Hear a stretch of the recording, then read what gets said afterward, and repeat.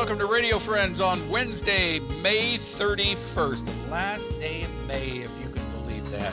And Doering is with us. Good to have you here, All Paws Medical and Behavioral Clinic. Yes. It is a pleasure to have you here. And Thank you. We're in spring, summer is just around the corner, and you wanted to talk a little bit about going on vacation with your pet. Yes, because it's vacation time and you want to be able to take your pet with you often. I've been lucky enough to have a pet that I can take with me. I have many pets. Some would not like it, and some like it very, very much. Yeah. I have people that take their cats. I have people that take their dogs.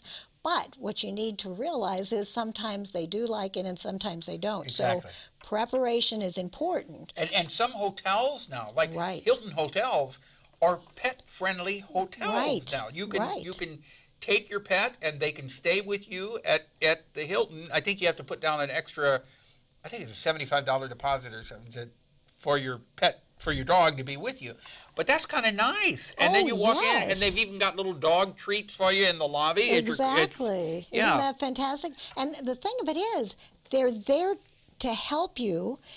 And yes, not every hotel will do this, so you want to check it out. But even more so, before you travel on a trip, you want to make sure what your animal feels comfortable with, because you don't want to just get to the hotel, unload your car, find out that your dog is terrified or your cat is terrified, even of the people in the lobby, of the different sounds and smells. But even more than that, going back to the fact that you're going to go ahead and put them in the car. Some dogs and cats like cars, some do not. Oh, my dog Barney loves the car. He loves to go for a ride in the car. It's like going to Disney World. Which is fantastic, except you want to know that going in.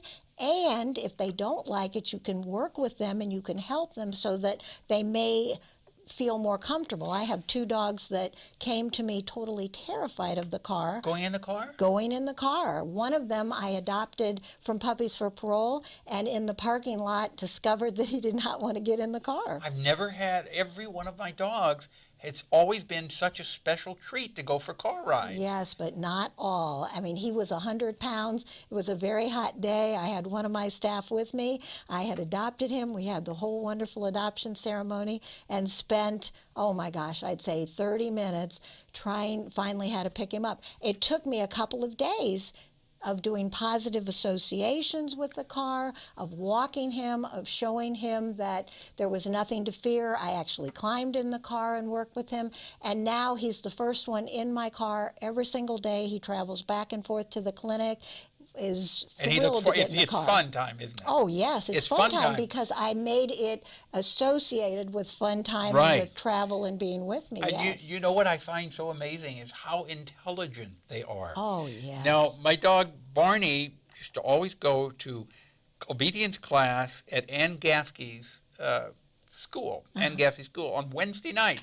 He would know when it was Wednesday night and it was time to go, and he'd run to the door. So we get in that car.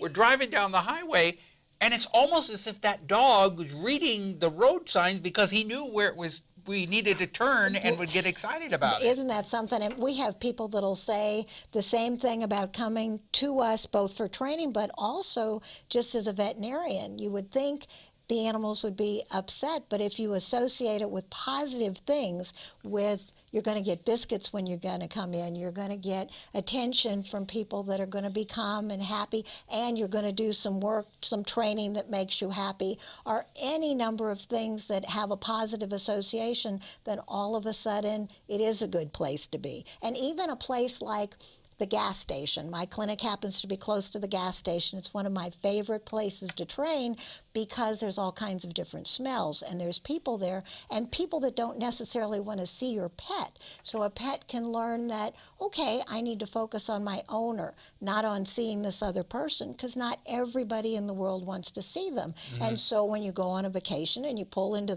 the parking lot of the gas station, and then all of a sudden all these smells and things are commonplace to your animal. They're not worried about it because you've taken them there before. Right. You take them to the drive-in of the restaurant so that your animal has experiences that they know they can trust you and be happy. You said about some animals think that everybody wants to see them. My dog is that way. He's friends with everyone, and he feels that everybody needs to pet him and come up and pet him. And one of the most dejected times, I usually go and pick up donuts on Saturday morning, and that's another big thing for Barney, is to ride to the donut shop to go get donuts. I would think so, yeah. So I would drive up there and park, and I get out of the car and lock the car door. This is early in the morning, so it's not hot. And that dog will be sitting there waiting for somebody to come up to the window to praise him and say hi. And if nobody does, by the time I come up, he's dejected. Oh. Nobody paid attention to Well, him. it sounds like he's fantastic. The only problem is there are some cute dogs that look like they would love it, and the people come up to the car, and the dog is viciously ready to attack them. So you do have to be careful. Not Barney. Yeah, not Barney. Which is everybody's his fantastic. friend. Everybody's his friend. But don't you think most people can tell whether their dog is going to be suitable for traveling or not? Not really, because this is the thing. You don't always realize that these experiences, like I said, the gas station, you would think that's no big deal to any animal, but it is a big deal.